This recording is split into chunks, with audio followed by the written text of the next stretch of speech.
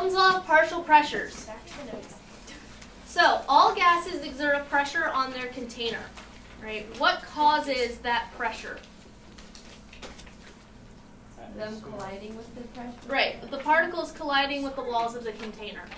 So, Dalton, same John Dalton who came up with the solid sphere model of the atom, he said that the total pressure of a gas mixture is the sum of the partial pressures exerted by the individual gases in the mixture. What that means is, for example, if we had a mixture of 3 different gases, gas 1, gas 2, and gas 3, the total pressure, right, is the pressure exerted from gas 1 plus the pressure exerted from gas 2 plus the pressure exerted by gas 3. So the total pressure is the sum of the parts. Now he can also work this the other way around. You can solve for the partial pressure of each gas, right, because it is equal to the mole fraction of each gas times the total pressure. Okay, this tends to be a point of confusion. And before I talk about what the mole fraction is, so another way to write this out would be P partial is equal to the mole fraction, which is represented by the uppercase Greek letter chi. It's an uppercase X, really. Right? This guy is the mole fraction. Times the total pressure.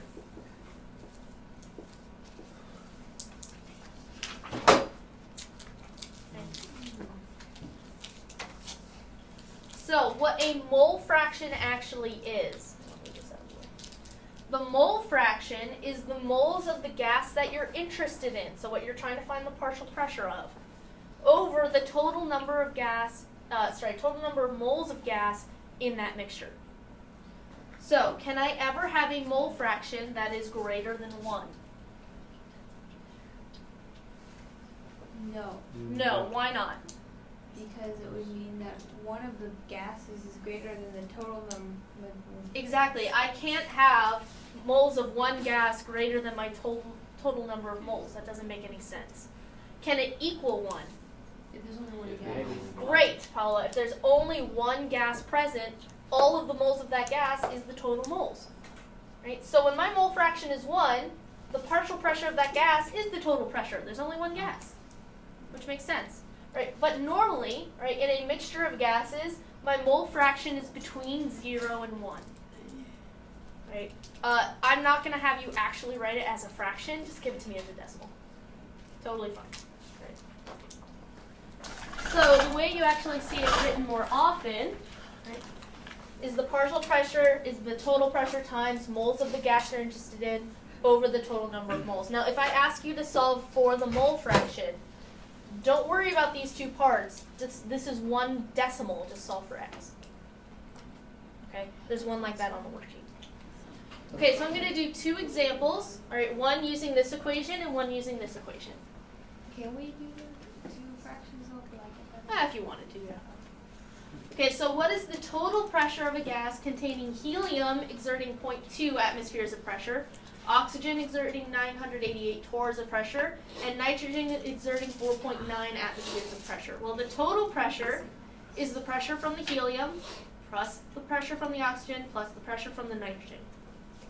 Now, as they are, what are the units of helium? Atmosphere. And then oxygen is, and nitrogen is. Can I add them all together as they are right now? No. Why not? You need to make oxygen a torr, atmosphere. You need to get them into the same units. Now, there is no preference for what units you use. Just use the one that's most convenient. So would I rather change 2 atmospheres to torr or 1 torr to atmosphere? 1 to atmosphere. 1 torr to atmosphere. So that's what I do here. Right? 988 torr. How many torr are in an atmosphere? 760. 760. So 1 atmosphere over 760 torr. The torrs cancel. I'm left with 1.3 atmospheres. So now I can add up all of my partial pressures. The helium is 0.2. I just calculated the oxygen is 1.3. And the nitrogen tells me is 4.9. So I get a total pressure of 6.4 atmospheres. So this is just addition. You just have to make sure that you're all in the same units. I don't care what units you use. You could have given this to me in torr too. You could have converted them all into kilopascals. You could have. Alright, the next example. What is the partial pressure exerted by oxygen if a mixture of 5 moles of oxygen and 1 mole of hydrogen exerts a total pressure of 12 atmospheres?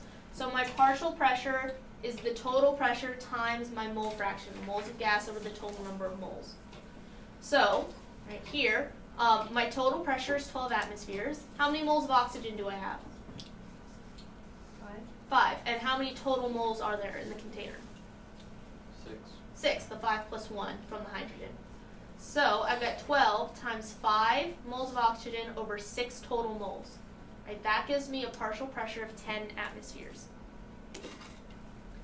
Now, what if I asked you for the partial pressure of the hydrogen gas? How would you calculate that? 1 mole of H2 over 6 moles. Alright, so you could do 12 times 1 over 6. That would give you 2 atmospheres. Or, if my total pressure is 12 atmospheres, and the other part of the mixture is 10 atmospheres, all that's left for the hydrogen is the rest of the 2 atmospheres. That works too. Now, what if I asked you for the mole fraction of this oxygen? What is the mole fraction here? I forgot what that is. It's this whole factor. Right? So it is,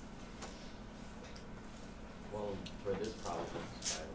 for oxygen, it's 5 over 6.